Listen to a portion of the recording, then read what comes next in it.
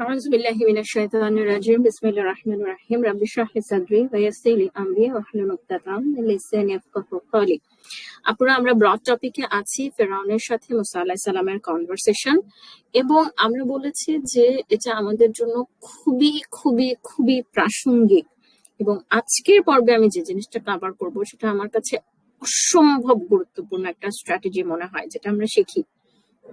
আচ্ছা, তো তাহলে মনে আছে আপনাদের যে গত পর্বে আমরা বলেছিলাম যে মানে একদম টু দা পয়েন্ট মুসা আলাইহিস সালাম কথা বলেছে ফেরাউনের সাথে। তার এজেন্ডা হচ্ছে সিম্পল, বনী ইসরায়েলকে আমার সাথে যেতে দাও এবং আমরা বিশ্ব পালনকর্তার পক্ষ থেকে রাসূল। এখন ফেরাউন কি করলো? জাস্ট কমপ্লিটলি ইগনোর করলো যে মুসা আলাইহিস সালাম কি বলতেছে। কমপ্লিটলি ইগনোর করে সে হচ্ছে মুসা আলাইহিস সালামকে বলতেছে যে মুসা আলাইহিস সালামকে বলতেছে যে কি ব্যাপার, ইউ আর দ্য ওয়ান। মানে মানে সো দুইটা জিনিস, একটা হচ্ছে যে মানে নুন খাই, মানে কি নুন খায় যার নিমক হারাম যে কথাটা আমরা বলি, নুন খাই গার গীত গাই তার, ঠিক আছে? তো সেরকম আর কি ব্যাপারটা, যে সে মনে করাই দিতে চাচ্ছে যে তুমি এখন আসছো একটা রাষ্ট্রবিরোধী কাজ করতে। কারণ এগেইন হোয়াটস দ্য পলিসি, ওদের ফরেন পলিসিটা হচ্ছে যে বনী ইসরায়েলকে দাস হিসেবে ট্রিট করা, তাদেরকে সেকেন্ড ক্লাস সিটিজেন হিসেবে ট্রিট করা। এটা হচ্ছে তখনকার ইজিপ্টের পলিসি, ডোমেস্টিক পলিসি। এখন মুসা আলাইহিস সালাম তো নিজে বনী ইসরায়েল, কিন্তু মানে সে মনে করাই দিতে চাচ্ছে যে তুমি বনী ইসরায়েলদের পক্ষে কথা বলতেছো কেন? তুমি তো আমাদের লোক, মানে আমাদের লোক, যে তুমি ছোটবেলা থেকে শিশু অবস্থায় আমাদের মধ্যে কি আমরা তোমাকে লালন পালন করিনি? তুমি আমাদের মধ্যে জীবনের বহু বছর কাটিয়েছো। এটা হচ্ছে আপুরা সূরা আশ-শুআরার 16 থেকে 33 কনভারসেশন। আমরা আছি 17 নাম্বার আয়াতে। সূরা আশ-শুআরা হচ্ছে 26 নাম্বার সূরা। আচ্ছা, আরেকটা হচ্ছে যে তুমি তো সেই অপরাধ যা করবার করেছো, তুমি হলো কৃতঘ্ন, ঠিক আছে? তার মানে হতেছে যে আপনার দুইটা সেনসিটিভ পয়েন্ট নিয়ে কথা বলতেছে। একটা হচ্ছে আমি তোমার জন্য কি করছি না করছি সেটা, আরেকটা হচ্ছে যে তুমি আগে পাস্ট লাইফে কি করছো না করছো। এখন আসেন আপুরা, আমরা আপনাদেরকে একটা সিচুয়েশন কল্পনা করতে বলি যে আপনার আপনি পর্দা করা অবস্থায়, ফুল পর্দা করা অবস্থায় আপনি নতুন জীবন শুরু করছেন, আপনি এখন নামাজ পড়েন, আপনি একটা শুদ্ধ লাইফ লিড করতে গেছেন, আপনি এখন একটা আপনার সেকুলার ফ্রেন্ডদের গ্যাদারিং এ গেলেন। তারপরে সেখানে গিয়ে আপনি তাদেরকে হয়তোবা দাওয়াত দেওয়ার চেষ্টা করলেন, আপনি হয়তোবা তাদেরকে বললেন যে মাগরিবের আজান দিছে, চল গিয়ে নামাজ পড়ি। কমপ্লিটলি তারা নামাজের কথা ইগনোর করে তারা বলতেছে কি রে, ধরেন আপনার এক্স বয়ফ্রেন্ডের নাম, যার সাথে আপনার ফিজিক্যাল রিলেশন ছিল, অথবা কিছু একটা যেটা আপনার ফ্রেন্ড সার্কেলে কমন একটা ব্যাপার, তার নাম ধরেন তার নাম এ বা বি বা সি, বলতেছে যে কিরে ওর কি অবস্থা, ঠিক আছে?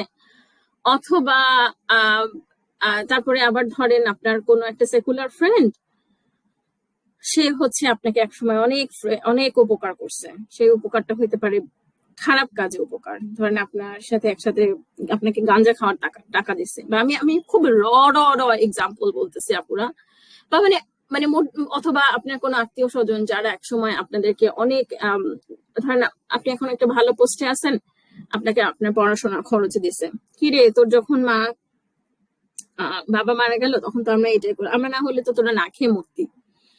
এই ধরনের কথাবার্তাগুলো আপনি শুনতেছেন। মানে এখানে একটা ইগোর ব্যাপারটা হচ্ছে যে ধরেন মানে মানুষের সাইকোলজিটা কি, আমি তোদের জন্য এত করছি অত করছি, মানে তোরা একসময় আমাদের উপর ডিপেন্ডেন্ট ছিলি, তোরা আমাদের উপর খাইতি, this is how people think, right? তোরা আমাদের উপর খাইতি, আর এখন তুই এসে আমাকে দাওয়া দিচ্ছিসটাকে তারা দাওয়া হিসেবে চিন্তা করে, তারা চিন্তা করে তুই আমাকে বলতেছিস how I shall lead my life, আমি আমার জীবন কিভাবে পরিচালনা করবো তুই সেটা আমাকে বলে দিবি।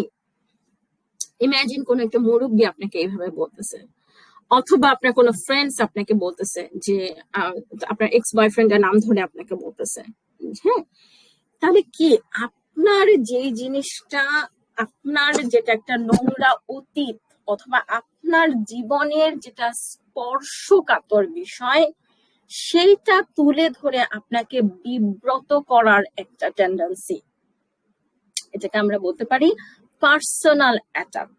পার্সোনাল অ্যাটাক আপনাকে করলো আপনার ভুলগুলোর কথা, ঠিক আছে, আপনার অতীত জীবনের নোংরা কালিমা লিপ্ত অতীতের কথা, ঠিক আছে।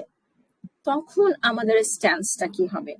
আমাদের কি হয় যে আমরা যেতে চাই না, আমরা সেই সার্কেলের সাথে মিশতে চাই না যারা আমার ডার্ক পাস্টের কথা জানে, আমরা সেই সার্কেলের সাথে মিশতে চাই না, আমরা তারা আমাদেরকে গিয়ে আমাদের বর্তমান মানে তাহলে কি হচ্ছে যে আমি যত সামনে আগাতে চাই ওরা টেনে ধরে আমাকে পিছনে আমার অতীতের কথা আমাকে মনে করে দিতে চায়, আমাকে পাপের কথা মনে করে দিতে চায়, এবং তাদের একটা উদ্দেশ্য থাকে এইটা করা যে 2 দিনের সন্ন্যাসী ভাতকে বলিস অন্য, অথবা মানে তোর এত ডার্ক একটা পাস্ট আছে, এখন তুই সাধু সাজার একটা চেষ্টা করতেছিস, মানে আমার যেই এফোর্টটা আমার পাস্টের এই সমস্ত কিছু ফেলে আসার, হ্যাঁ, আমার যে একটা সিনসিয়ার এফোর্ট, সেটাকে তারা আন্ডারমাইন করতে চায়, রাইট? এখন তাহলে আমরা মুসা আলাইহিস সালামের কাছ থেকে কি শিখি? মানে এত এক্সিলেন্ট আপুরা, আমি একটু করছি, আমি আমি একটু আবার পরের আয়াতগুলোতে একটু নিয়ে যেতে চাচ্ছি, হ্যাঁ, যে মুসা আলাইহিস সালাম মুসা আলাইহিস সালাম আলহামদুলিল্লাহ একদম সুন্দর করে উনি জিনিসটাকে অ্যাডমিট করে নিলেন। মুসা আলাইহিস সালাম বললেন, আমি যখন অপরাধ করেছি তখন আমি ভ্রান্ত ছিলাম, ইটস আ পাস্ট টেন্স। এরপরে এত সুন্দর একটা পয়েন্ট, এত সাডল, এরপর আমি ভয় পেয়ে তোমাদের কাছ থেকে পলায়ন করলাম, এরপর আমার পালনকর্তা আমাকে প্রজ্ঞা দান করেছেন এবং আমাকে পয়গম্বর করেছেন, আমাকে নবী করেছেন, ঠিক আছে। তাহলে উনি কিসের অ্যান্সার দিচ্ছেন?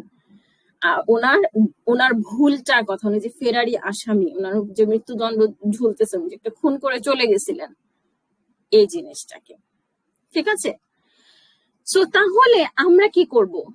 আমরা অ্যাকনলেজ করে নেব যে যখন করছিলাম এই কাজটা তখন ভুল ছিলাম, এখন তওবা করছি, এবং আমি আপনাদেরকে বলতেছি একটা স্ট্র্যাটেজি অ্যাড করবেন, সেটা হচ্ছে দোয়া চাবেন, বলবেন দোয়া করবেন যেন আর ওই পথে না বাড়াই, আর ওই ভুলটা না করি জীবনে।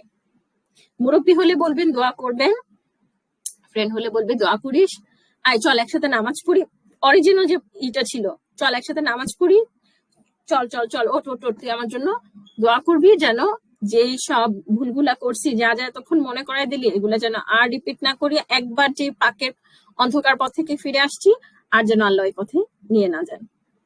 সুন্দর মতন অ্যাকনলেজ করবেন আপনার ভুলগুলো, হ্যাঁ ভুল করছি, যদি ওই স্পেসিফিক মানুষটার সাথে কোনো ভুলে মাফ চাবেন, ঠিক আছে।